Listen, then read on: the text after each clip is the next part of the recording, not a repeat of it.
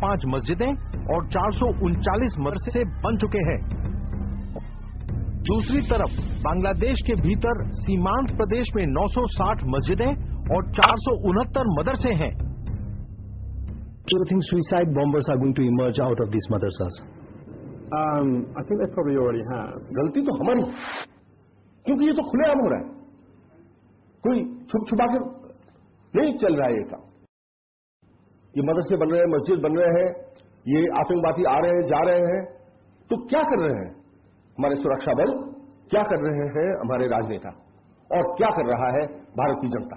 पाकिस्तानी अखबार Friday times ने बांग्लादेशी मदरसों पर रोशनी डाली। इसके मुताबिक बांग्लादेश के मदरसे पाकिस्तानी मदरसों की तरह ही पढ़ाई लिखाई कराते हैं। ये ज्यादातर देवबंदी हैं। अखबार का कहना है कि अलकायदा का पैसा बांग्लादेश पहुंचाया जा रहा है।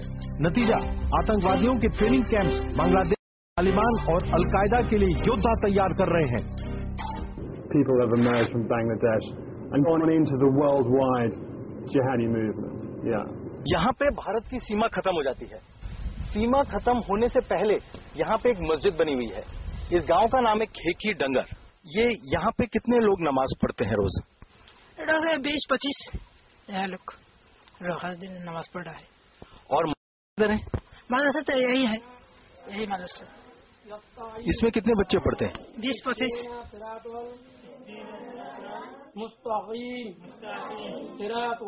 टास्क फोर्स के अनुसार मदरसों में इस्लामी शिक्षा अरबी भाषा में दी जा रही है।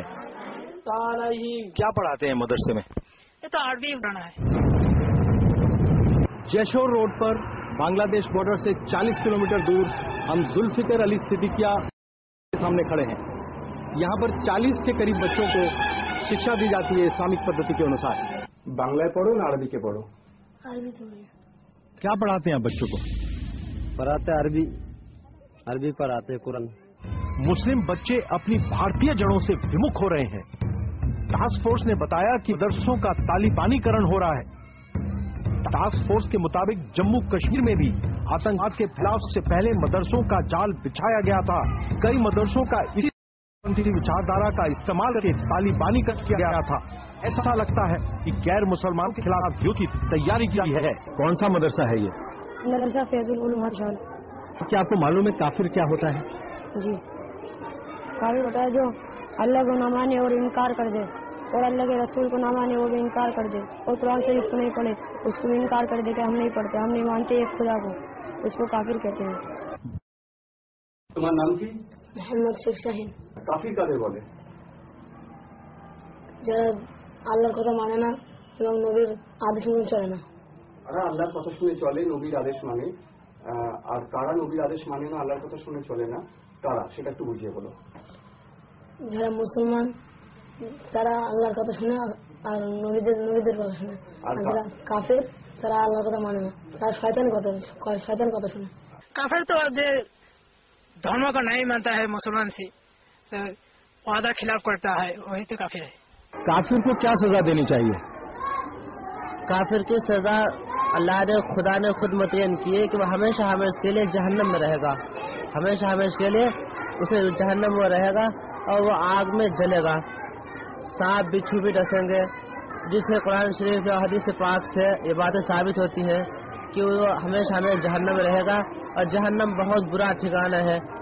वहाँ आग है, सांप बिच्छू है और तरह तरह के अजाब हैं, बहुत तरह के सजाएं हैं उसमें, वो हमेशा हमेशा जम ही रहेगा। छोटे छोटे बच्चों के दिमाग में गैर मुसलमानों के खिलाफ कट्टरपंथी विचार डाले जाते हैं। टास्क फोर्स ने आगाह किया कि इसके भविष्य में भयंकर परिणाम सामने आ सकते हैं। जिहाद माने की? जिहाद माने যুদ্ধ করা। কিরকম যুদ্ধ? কাদের সঙ্গে যুদ্ধ? কাফিরদের সঙ্গে, নবীজিদের দল, মুসলমানদের দল সঙ্গে। जिहाद तो युद्ध है, घोषणा युद्ध है, तो संग्राम है। जिहाद गैर मुस्लिमों से किया जाता है। जिहाद गैर मुस्लिम जो होते हैं उनसे किया जाता है, उनसे दीन की दावत दी जाती है। अल्लाह के रसूल सल्लल्लाहु अलैहि वसल्लम, मोहम्मद सल्लल्लाहु अलैहि वसल्लम के दीन की बात, यानी अल्लाह पर, एक खुदा पर ईमान लाने की बात कही जाती है कि एक खुदा पर ईमान लाए। जब वो नहीं लाते हैं ईमान, तो फिर उस वक्त जिहाद का हुक्म होता है। कुरान शरीफ की सूरत है सूरतुल बकरा। सूरत का नाम है, सूरत मीन्स चैप्टर, अध्याय सूरतुल बकरा। बकरा सूरत नंबर 2 आयत नंबर 216 कुरान शरीफ में सूरतुल बकरा में है, कुतिबु अलैकुमुल किताल व हुवा कुरहुल लकुम व असा अन तकरहु शैअन व खैरुल लकुम व असा अन तुहिब्बु शैअन व हुवा शर्रुल लकुम वल्लाह यअलमु व अंतुम ला तअलमून। कत्ल करना, काफरों को कत्ल करना, सऊदी अरेबिया में जो कुरान शरीफ की ट्रांसलेशन है वहां कत्ल के बजाय फाइट, लड़ाई करना है, परंतु आप साधारण तौर आप समझ सकते हो क्या कुतिबुल अलैकुमुल किताल कत्ल शब्द है, मीनिंग जो है क्या काफरों को कत्ल करना कंपलसरी है, अनिवार्य है। What kind of renaissance this is? If you will kill me, if you will cut my leg, if you will cut my tongue, in what kind of renaissance this? There is no freedom. Condition put karo, money cannot be spent in madrasa. কেন এই মাদ্রাসা থেকে একটি শিশুকে মানুষ বানানোর পরিবর্তে একটি মৌলবাদী মুসলমান বানানো হচ্ছে। তাকে শিখিয়ে দেওয়া হচ্ছে মুসলমান ছাড়া পৃথিবীতে আর কিছু নাই, মুসলমান ছাড়া যাই তুমি করো সব হালাল। এই শিক্ষাটি বন্ধ না হলে শুধু বাংলাদেশ কেন সব জায়গায় এই ভারতবর্ষ পশ্চিমবঙ্গ সমস্যা হবে। You will face this problem, আর I am facing it today, you will face it, you are your son will face it very soon. What is the education of madrasa? The Muslim are the superior in the world. If you will convert one non-Muslim, if you will kill non-Muslim, if you will marry one non-Muslim, or if you will rape one non-Muslim, because non-Muslim women and girls are the malegonimas. There is no crime. Heaven will be open for you. This is the education of madrasa. Atrocities on the minorities, atrocities on the indigenous population, atrocities in each and everywhere in my country, created by madrasa people, so-called educated people. पहला कदम ये होना चाहिए कि ये निवेदन होना चाहिए और बहुत ही एकदम दृढ़ निवेदन होना चाहिए कि मदरसों में जिहाद की शिक्षा देना बंद करें, क्योंकि आप जिहाद की शिक्षा देंगे तो ये लड़के निकल के आतंक करेंगे, तो उसके बाद फिर बैकलैश होगा, दोनों तरफ के लोग मारे जाएंगे। इससे न किसी आपका भला है न किसी दूसरे का भला है, ये बंद करिए। टास्क फोर्स ने लिखा है कि सीमा के दोनों तरफ मदरसों और मस्जिदों का इस्तेमाल ISI द्वारा किया जा सकता है। यहाँ से हथियारों की तस्करी और आतंकवादी गतिविधियां आसानी से की जा सकती हैं।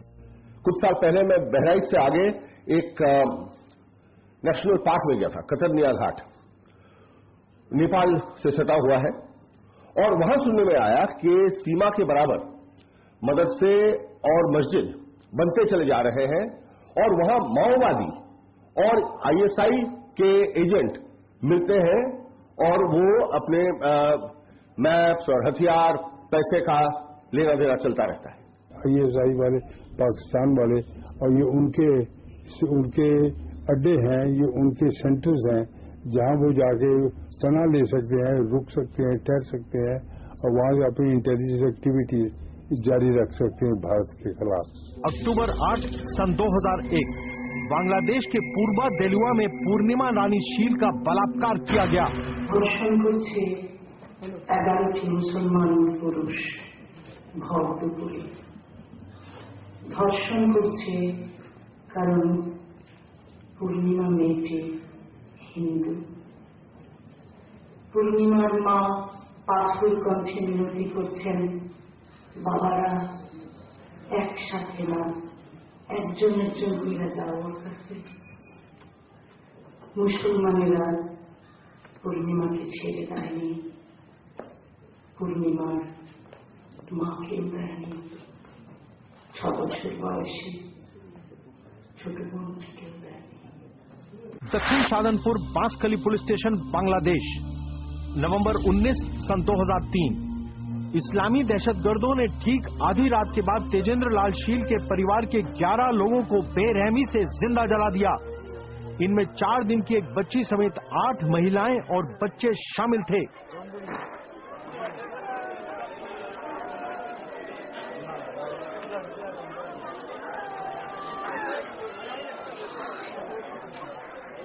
law enforcing agencies, military and fundamentalist group commit systematic atrocities, human rights violation against the indigenous people with complete impunity. फरवरी 17 सन 2002 द डेली जनकंठ ने बांग्लादेश में एक सर्वे कराया। इसके मुताबिक बांग्लादेश में किए जा रहे बलात्कारों में तकरीबन 99% बलात्कार के शिकार अल्पसंख्यक है। गौरतलब है कि बांग्लादेश में अल्पसंख्यक 10% से भी कम है। भोला जिला में कहा जाता है कि एक हिंदू नारी नहीं है, 60 से 70 तक जिसका बलात्कार नहीं हुआ। ऐसे जगह जगह में भोला में हुआ, मीरसराय चिटगांव में हुआ, उल्लापाड़ा पाबना में हुआ, ऐसे जगह जगह में हुआ जहां पर लगातार हिंदुओं का कत्ल किया गया, हिंदुओं का मंदिर नष्ट किया गया, वहां गाय काटा गया, वहां पर जो प्रतिमा हम पूजा करते थे, पूजा करते समय उसको सर तोड़ दिया गया। इस तरह का अत्याचार होता रहता है। Rape they are using as a tool